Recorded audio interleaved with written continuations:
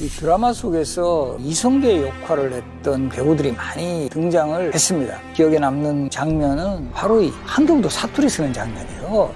건너 새끼구만. 무식이 돼지 같은 주원자이 갈라 새끼.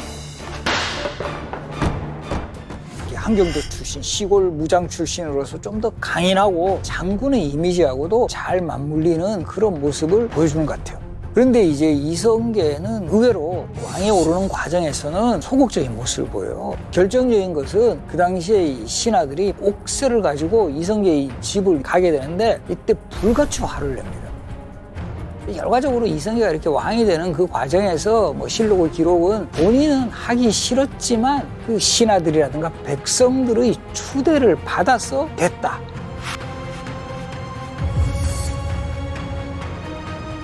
이런 조선공부 여러 이야기들 조선의 왕 읽어드립니다에서 본격적으로 파헤쳐 나가겠습니다.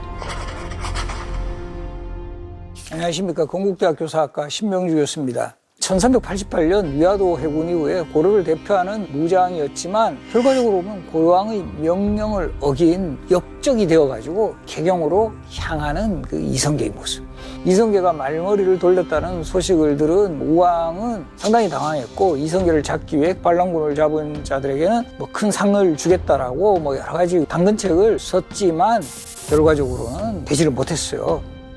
그래서 이성계 부대들은 개경에 무혈 입성을 하게 되었고 많은 백성들이 개경으로 입성하는 이성계 부대를 환영을 해주는 그런 장면들이 나옵니다.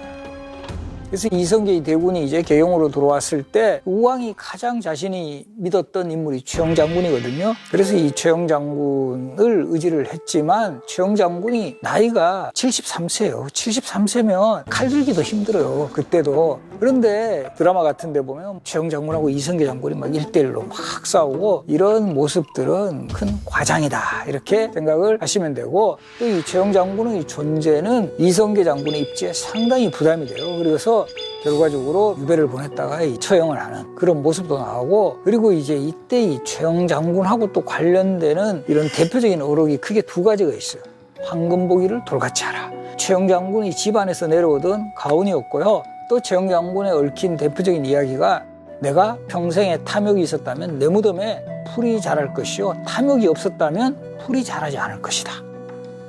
근데 이게 정말 조선 후기에 기록된 역사서 연례실기술 같은 데도 보면 적분이라고 돼 있어요. 붉을적. 그렇게 이 풀이 자라지 않으니까 땅이 빨갛게 보인다라는 뜻이죠. 이것은 아마도 그 주변에 소나무 같은 게 많고 이래서 풀이 제대로 자라지 않은 그런 땅에 무덤이 조성되었기 때문에 그랬을 가능성이 많은데 이 최영 장군이 그렇게 했다는 말하고 절묘하게 이게 딱 맞아떨어지니까 이 이야기가 오래도록 남게 된다라는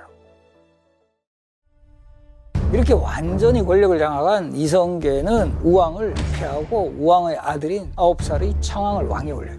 그리고는 얼마 후에는 폐가 입진 가짜를 폐하고 진짜를 세운다라는 명분으로 창왕을 공양왕으로 다시 교체를 해요.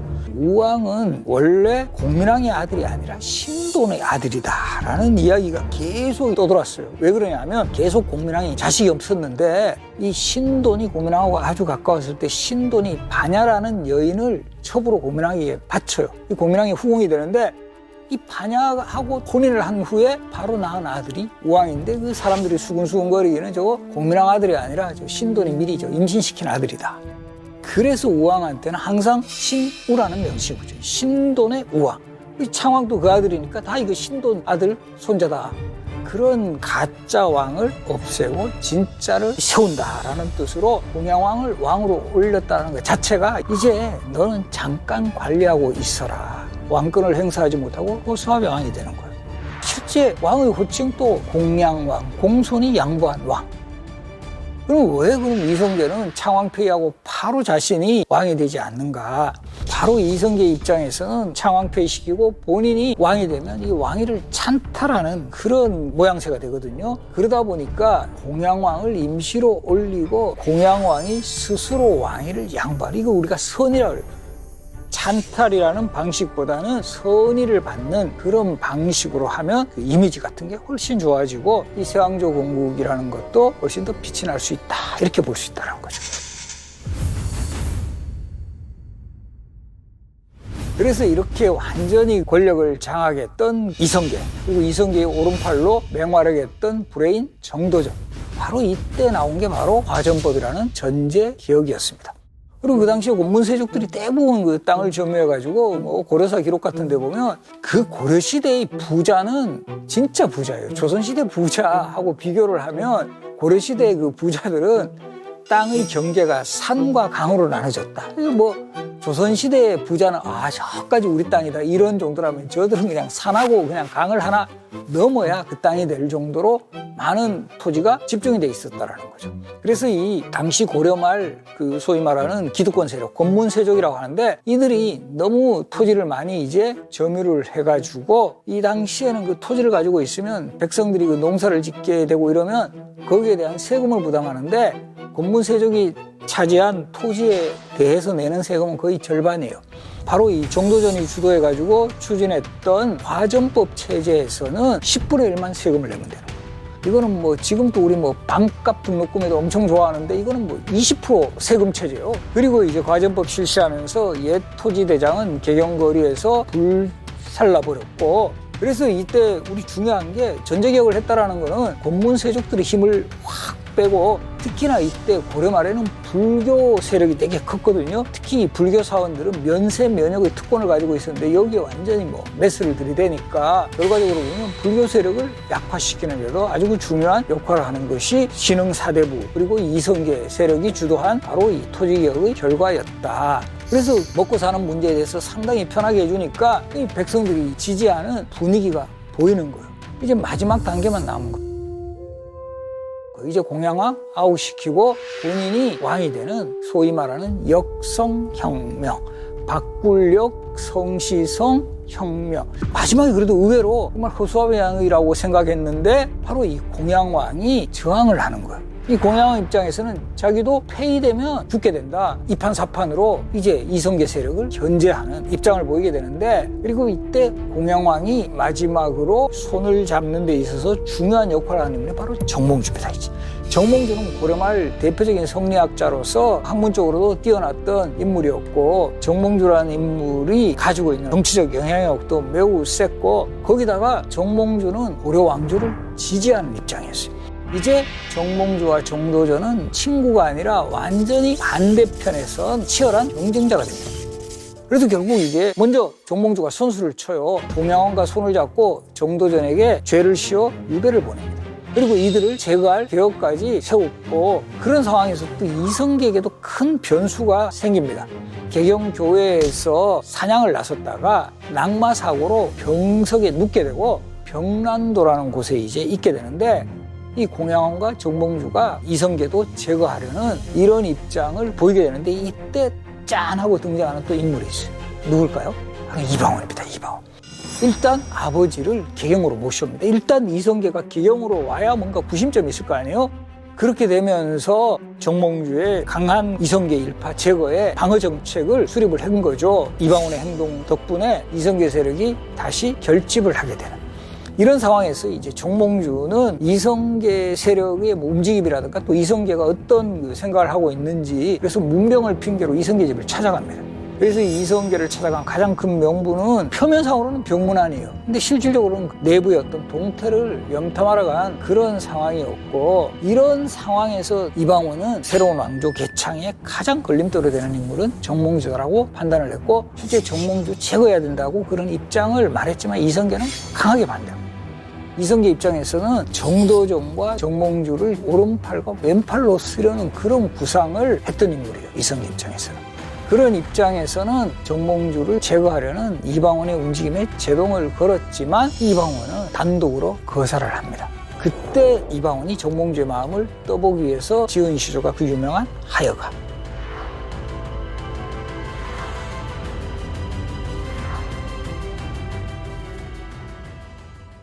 이렇게 이방원은 정말 그때 밤새도록 이거 연구했을 거야. 저 사람 마음을 잡으려면 내가 어떻게 이 참표현 딱 정몽주한테 던졌는데, 정말 정몽주는 뭐 한치의 고민도 없이 알파고처럼 바로 이 몸이 죽어주고 100번 고쳐주고, 연습도 안 했는데 다 맞아요. 3434 마지막에 3543 nim양한 일편단심이야 가실 줄이 있으라.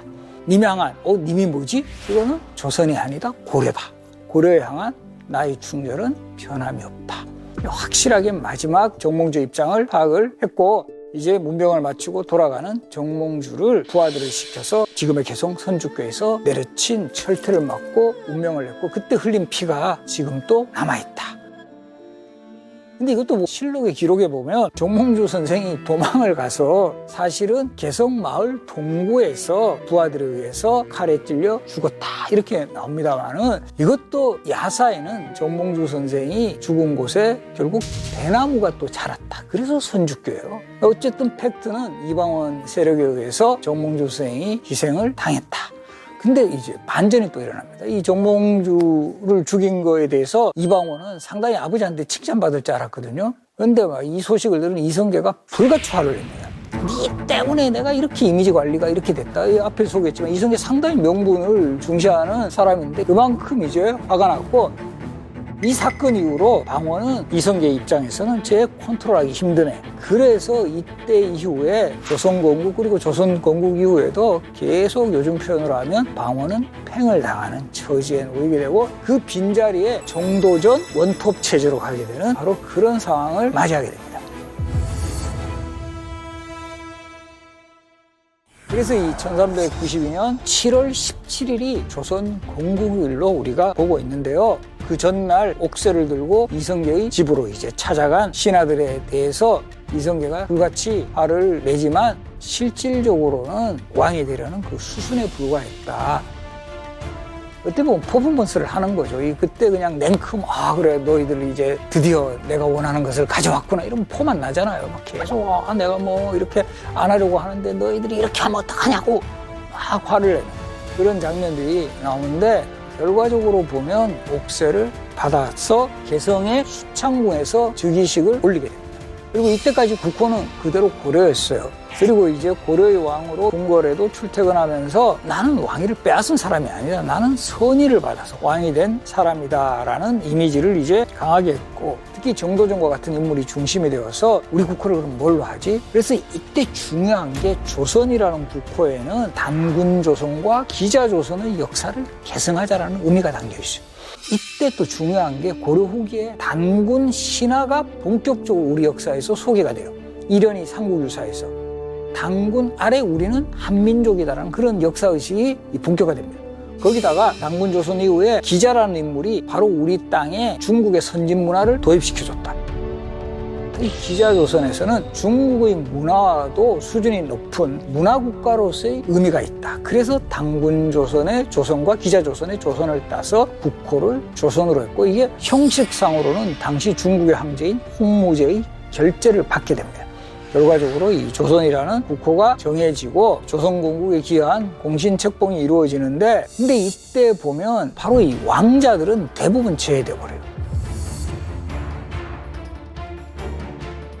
이방원 같은 경우도 바로 이 공신책봉에서도 제외되고 앞에 소개했듯이 완전히 이때 요즘 표현을 하면 잠수 타게 됩니다. 거의 뭐 부르지도 않고 이렇게 되다 보니까 이방원의 입장에서는 상당히 좌절하게 되는 시기를 겪게 되고 그러면서 이성계가 또 보면 후계자 지명에서도 방원의 입장에서는 상당히 가혹한 처사가 일어나는데 바로 이 막내 아들 방석을 세자로 삼습니다.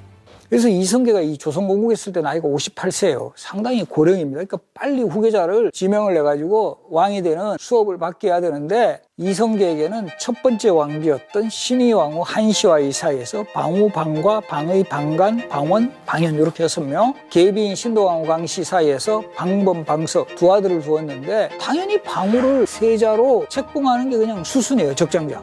근데 의외로 막내 아들 방석을 세자로 책봉한 데는 바로 이 두 번째 부인 신덕왕후 강씨의 입김이 컸다.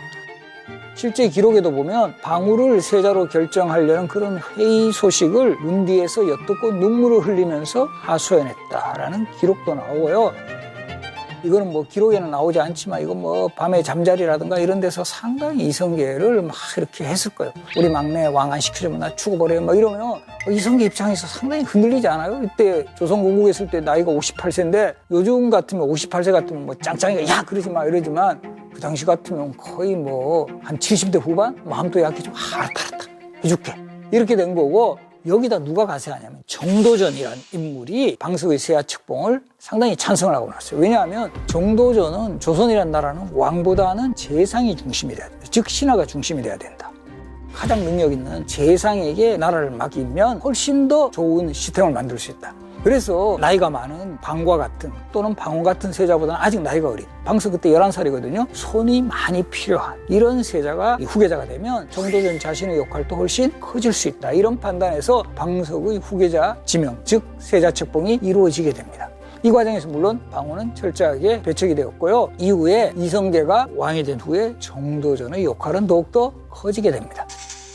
바로 이 세왕조 조선이 건국되면서 가장 또 필요했던 게 이 수도 이전이에요.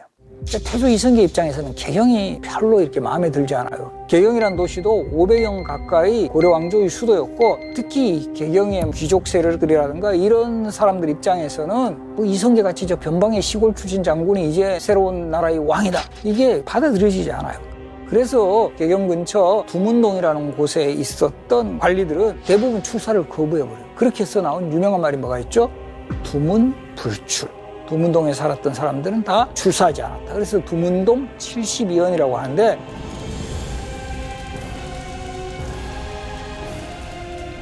그래서 이 한양을 최종적으로 수도로 선택한 데는 원래 후보지로는 계룡산 일대를 물색을 했어요.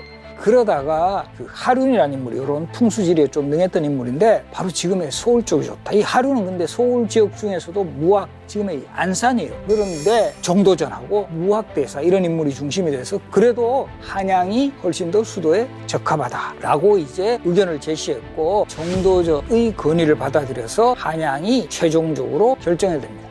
그래서 이제 이 1394년 10월 한양 천도가 단행이 된 거죠. 그만큼 빠른 시간 내에 천도가 이루어졌고 그리고 이 한양 천도와 더불어 이 왕이 거처하는 궁궐 경복궁은 1395년 10월에 그리고 이제 역대 왕과 왕비의 신주를 모시는 종묘도 바로 이제 건설이 되고 서울의 4곳 산을 잇는 18km 정도의 한양도성이 바로 조선 건국 직후에 완성이 되게 됩니다. 바로 이 한양천도만큼은 사실 정도전도 처음에는 반대를 해요. 왜냐하면 여러 가지 해야 할 일들이 많은 상황에서 천도까지 하게 되면 너무 정치적으로 큰 부담이 된다. 이 상황에 대해서 이성계가 불같이 화를 내는 장면이 나요. 내가 이렇게 하고자 하는데 왜 천도를 못하게 하느냐. 이 한양천도만은 이성계의 강력한 의지로 인해서 추진이 된다라는 상황들도 잘 기억을 하시고요. 이성계는 이제 조선의 첫 번째 왕이 되었고 그 과정에서 참모 정도전이 새로운 왕조였던 마스터 플랜을 제시를 했고 결과적으로 이 한양천도가 이루어지면서 새로운 왕조, 조선 왕조가 본격적으로 탄생을 하게 되었다. 이렇게 말씀드릴 수가 있습니다.